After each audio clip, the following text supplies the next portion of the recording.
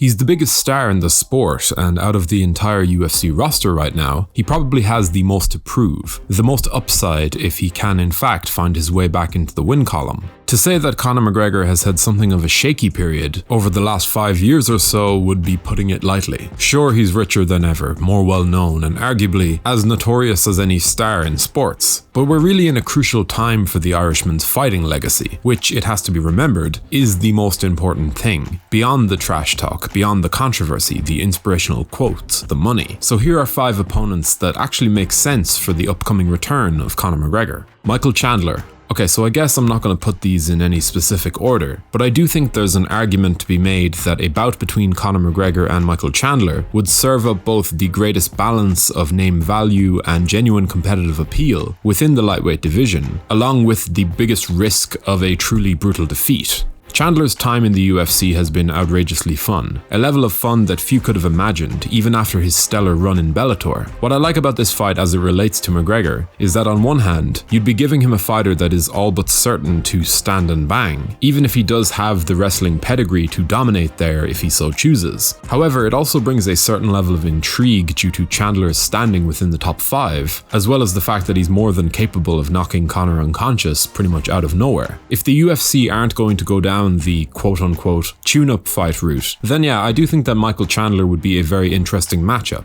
even if it's among the most difficult on the list. And also, I would give the fight happily to Michael Chandler based on his UFC 274 post-fight call-out alone. Tony Ferguson. Next up, we have the one that no one would really want to see if it didn't mean that an octagon legend would be paid handsomely for his troubles. That's not to say that Tony Ferguson is an easy win for Conor, but based on his ongoing form, even if he did look decent against Michael Chandler up until he didn't, it's pretty safe to say that El Cucuy would represent a winnable fight with a popular name attached to it for Conor. Ferguson is certainly in a tricky spot in his career, and I would argue that it's a more grim position when compared to McGregor's own issues of late. While Conor would relish the opportunity to take on a very hittable opponent like Ferguson, Tony, it has to be said, possesses more than a few routes to victory against the former champion, namely his cardio, his submission skills, and even his wrestling if he wants to go down that route. But at this point in his career, facing a powerful striker like McGregor just isn't the ideal scenario. However, I can't fully write this one off because as much as it's not the perfect fit, it still does tick quite a few boxes. On a quick side note, if you're enjoying this content and would like to stay up to date with all of our weekly uploads, be sure to subscribe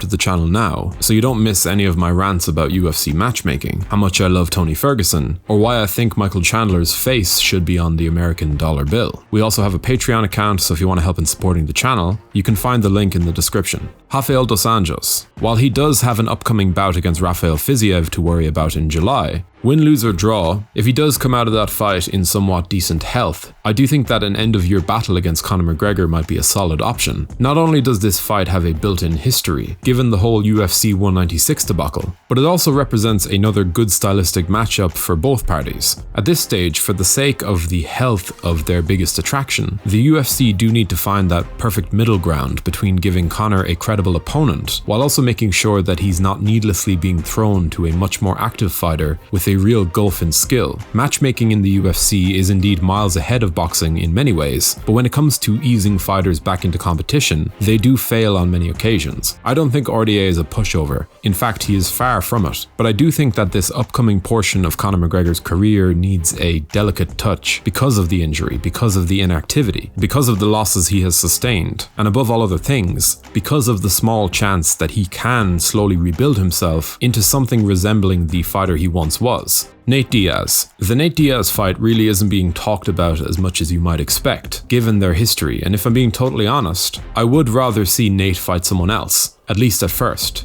That trilogy bout is always going to be there, and it can serve as the perfect backup for both men if things end up taking a turn for the worst in either man's career. And when Conor says that the two of them will eventually share the cage again, I believe him. I just think that McGregor is better served at 155 pounds, or fighting a lightweight at 170 pounds if he really must, to get back into lightweight title contention. I also would like to see Nate Diaz in there with a fresh opponent for now. But with that being said, I absolutely don't hate this fight. Jorge Masvidal. And finally, we come to the outlier, the more recent entry to the group that only really gets its mention because of the back and forth that was shared by Jorge Masvidal and Conor McGregor over social media recently. The idea of these two fighting at 170 pounds has been floating around for a few years now, after Jorge's resurgence saw him become a genuinely bankable star for the promotion. But now, after 3 straight defeats, albeit to 2 of the best welterweights in the world, Jorge's stock has indeed taken a hit. But even still, if it weren't for the fact that I would prefer to see Conor at 155 pounds, in a fight that is less inherently risky for now, Jorge would actually make a lot of sense. Again, I'm all about the careful management of these fighters, taking an approach that allows athletes like this to return from layoffs, from injuries, and stretches of poor form with the deck stacked somewhat in their favour, or at least not against them. A fight between Conor and Jorge would indeed be a lot of fun, but while it has been certainly generating more than a few headlines in the last few days, I don't think it's going to happen, even if it's not totally unrealistic. But what do you make of Conor McGregor's return to the cage? And who do you think would serve as a fitting opponent for him when he finally does make that walk? Do let us know your opinions in the comments section below. We always love to hear from you guys. If you enjoyed this video, be sure to leave a like and a comment before subscribing to the channel so you can stay up to date with all of our latest uploads. Thanks for watching.